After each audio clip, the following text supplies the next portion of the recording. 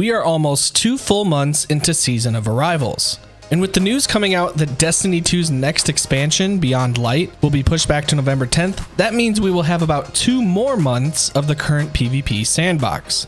Much of the meta has remained relatively consistent, but with a few weapons being reintroduced into the loot pool this season, I thought it might be helpful to address what weapons are being used the most. Welcome back to the channel, my name is ManOfCole, and today, let's talk about the PvP meta in Season of Arrivals.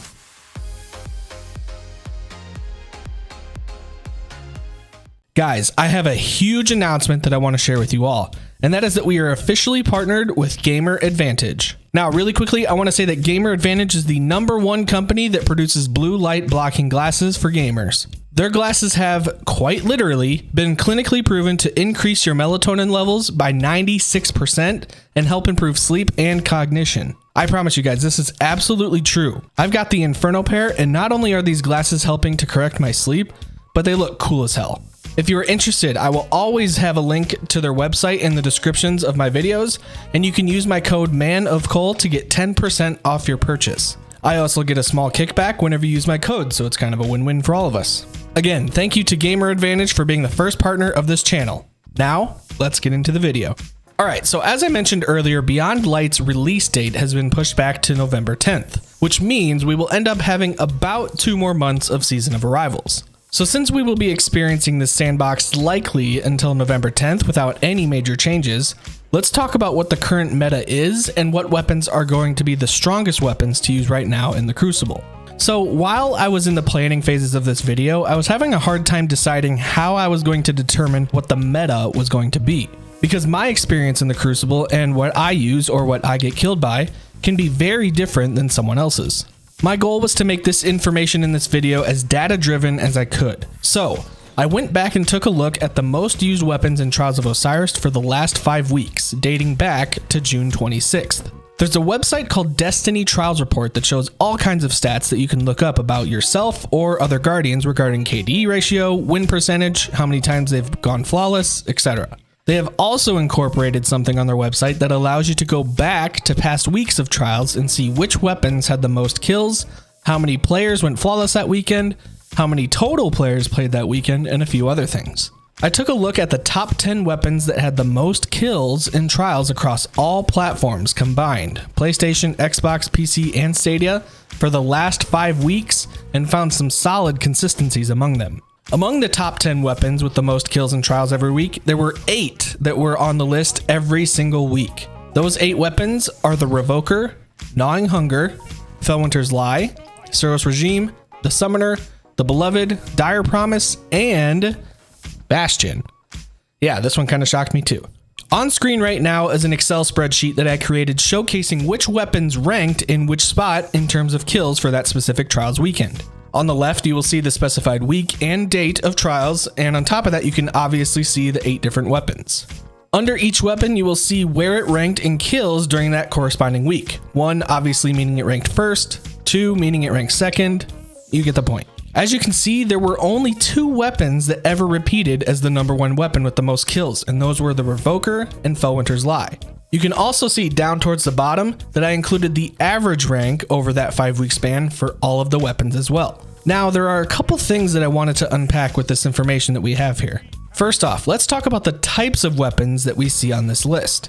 Of these 8 weapons, 4 of them are special weapons and the other 4 are primary weapons. Seems pretty logical. Of the 8 weapons, 2 of them are snipers and only 1 is a shotgun. Of the 8 weapons, there are 3 that are auto rifles and only 1 that is a hand cannon.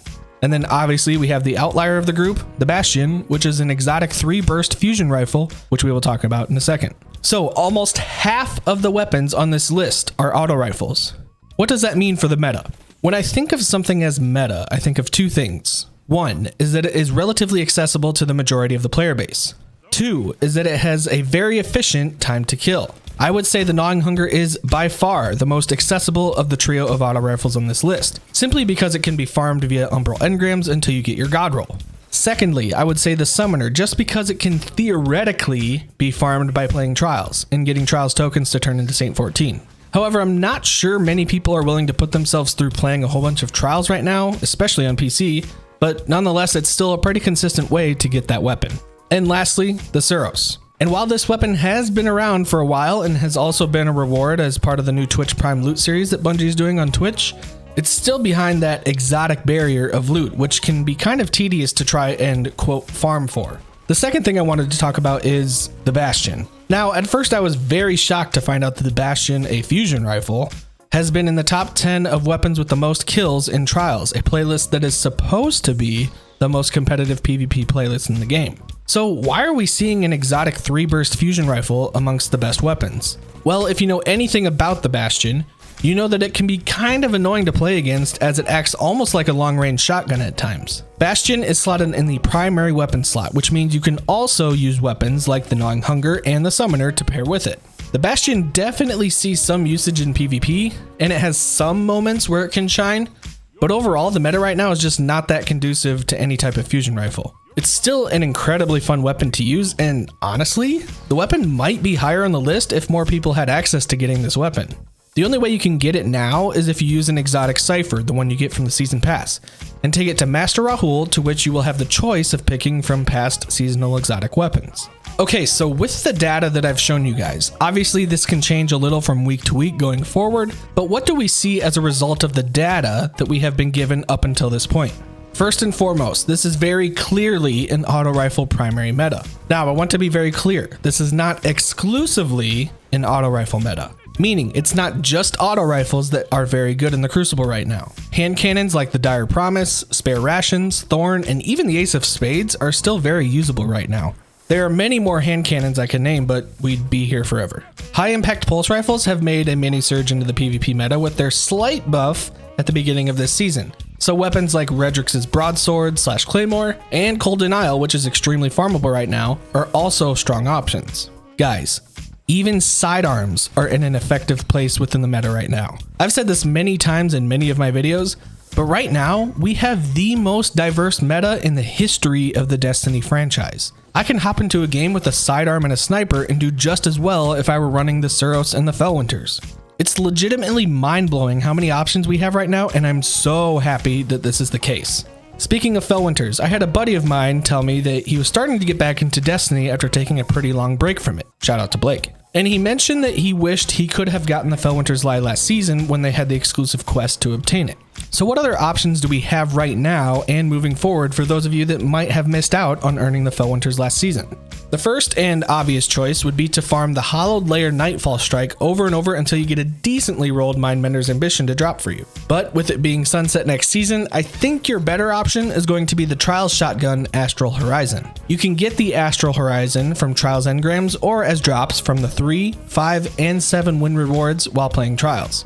The role you'll be looking for is Quick Draw and Opening Shot. If you can get both of those, great, keep it. If you can't get either Quick Draw or Opening Shot to drop, or you get one but not the other, look for either Slide Shot to replace Quick Draw or Swashbuckler to replace Opening Shot. Those are probably going to be the next best options. If you don't want a shotgun to use in the primary slot like the Astral Horizon is, then I would recommend looking into the 7th Seraph shotgun. While it's not the same archetype as the Mindbenders, Felwinters, or Astral, it does have the potential to roll both Quick Draw and Snapshot at the same time, so it definitely does have some potential there. It's also very farmable right now through Umbral engrams.